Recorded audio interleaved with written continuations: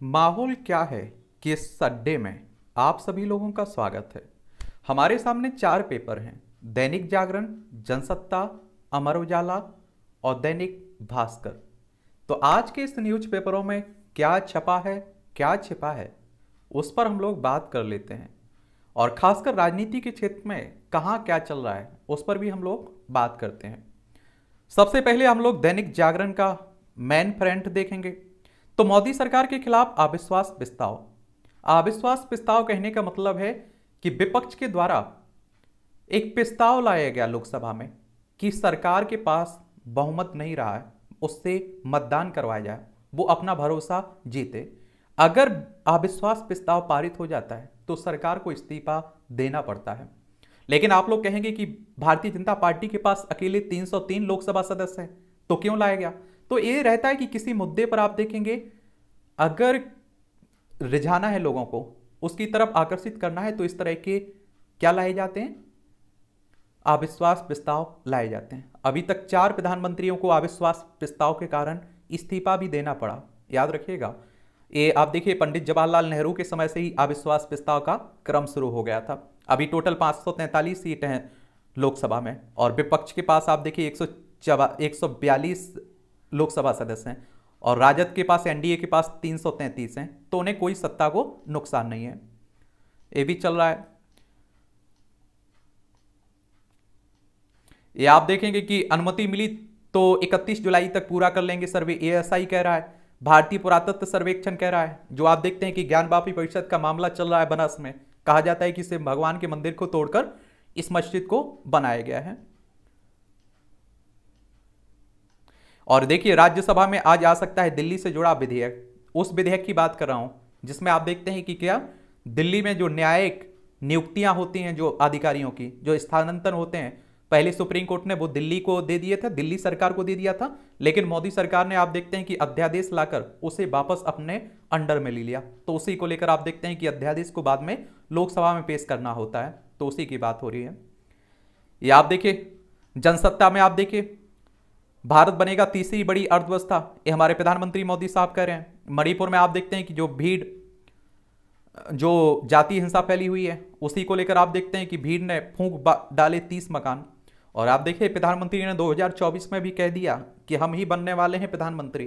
तो ये याद रखिएगा, बीजेपी की तरफ से कोई सीट खाली नहीं है प्रधानमंत्री के लिए। तो ये भी आपको देखने को मिलेगा। ये अमर उजाला का मेन फ्रंट है। तो आप लोग देखेंगे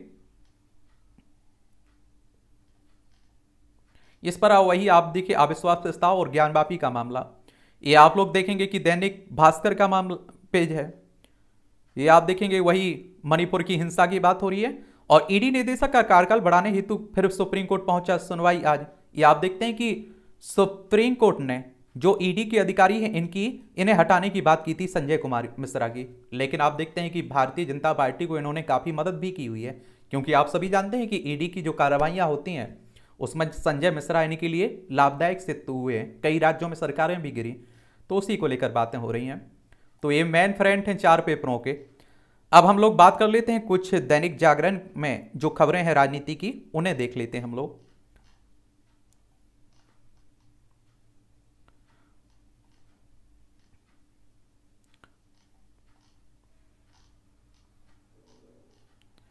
ये आप देखिए, महाराष्ट्र में पुलिसकर्मी कॉन्ट्रैक्ट पर नहीं लिए जाएंगे। ये आप देखिए, महाराष्ट्र के फडणवीस साहब कह रहे हैं, उप मुख्यमंत्री हैं। गड़बड़ी पर 489 अधिकारियों का तबादला किया गया रद्द, नीतीश कुमार ने। आप देखते हैं बिहार में चल रहा है। तमिलनाडु भाजपा ने राज्यपाल को सौंपा डीएम के फाइल्स 2। ये आप लोग देख लीजिए, तमिलनाडु में चल रहा है। बर्खास्त मंत्री गुड़ा की मुश्किलें बड़ी, अस्पताल पर कब्जे के मामले में जांच तेज हुई है। ये आप देखिए, बीएसपी के विधायक थे, फिर आप देखिए कांग्रेस में जाके मंत्री बन गए थे। अभी हाल ही में इन्होंने, अब देखते हैं कि जो अपने राज्य में महिलाओं के अत्याचार पर बात कही है, उसके बाद आप देखते हैं कि इन्हें मंत्री पद से बर्खास्त कर दिया गया है। और ये होता है, देखिए याद रखिएगा कि आप सोचिए, मंत्री ही, सरकार का मंत्री ही अगर वो इस तरह की अपनी ही सरकार पर सवाल खड़े होने लगे, करने लगे, तो आप देखते हैं कि वो एक तरह से आप देखें कि पार्टी से आउटलाइन हो जाता है। तो उस पर आप देखते हैं कार्रवाई होती है। पंचायत चुनाव में बंगाल में हुई लोकतंत्र की हत्या। ये आप सभी जानते हैं कि पश्चिम बंगाल में जब भी चुनाव होते हैं तो वहां जिस तरह की हिंसा फैलती है, उसी को लेकर ये बातें हो रही हैं। मध्य प्रदेश में 5 हॉर्स पावर तक पंप के लिए निःशुल्क मिलेगी बिजली। ये आप देखिए, मध्य प्रदेश में 230 सीटें हैं विधानसभा में, इसी साल चुनाव होना है, तो वहां भी आप देखते हैं कि राजनीति बातें चलने लगी हैं। अमित शाह पहुंचे भोपाल, कोर ग्रुप के साथ चुनावी तैयारी, क्योंकि आप देखिए भारतीय जनता पार्टी को नीचे दिखाया जा रहा है और आप देखते हैं कि कांग्रेस को ऊपर दिखाया जा रहा है मध्य प्रदेश में। गुज्जरों व पहाड़ियों को लड़ाने की राजनीति का दौर होगा खत्म।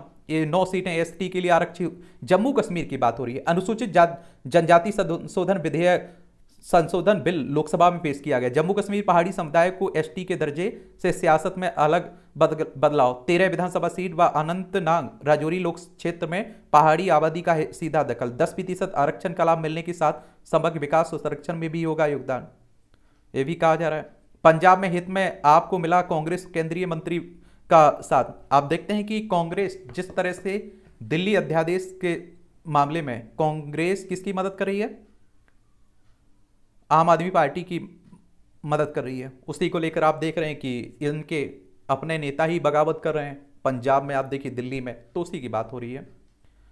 तो ये राजनीति की खबरें हो गई। एक राष्ट्रीय खबरें भी रहती हैं, उन्हें भी देख लिया करिएगा राजनीति में क्या चल रहा है। ये आप देखिए, ये यूक्रेन और यूएन में आप देखते हैं कि चल रहा है काफी विवाद।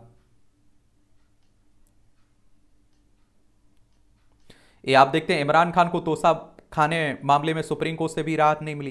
तोशा खाने का मतलब होता है कि यहाँ के जो आप देखते हैं नेता होते हैं, जैसे प्रधानमंत्री हो गया, राष्ट्रपति हो गया, वो किसी देश की यात्रा पर जाता है, अगर वहां उसे कोई गिफ्ट मिलता है, कीमती सामान मिलता है, तो तोशा खाने में जमा कर दिया जाता है। और कहते हैं कि इमरान खान ने इसमें से कुछ हेरा फेरी की है, उसी को लेकर बातें हो रही है। ठीक है। इजराइल में न्यायिक सुधार से बढ़ सकती है नेतन्याहू की मुश्किलें। यहाँ आप देखते हैं जो न्यायिक सुधार एक चाह रहे हैं, उसके बाद जनता रोड पर आप देखें उतरी हुई है, तो उसी की बात हो रही है। और कंबोडिया के प्रधानमंत्री के इस्तीफे की घोषणा हुई है, ये भी आप देखेंगे।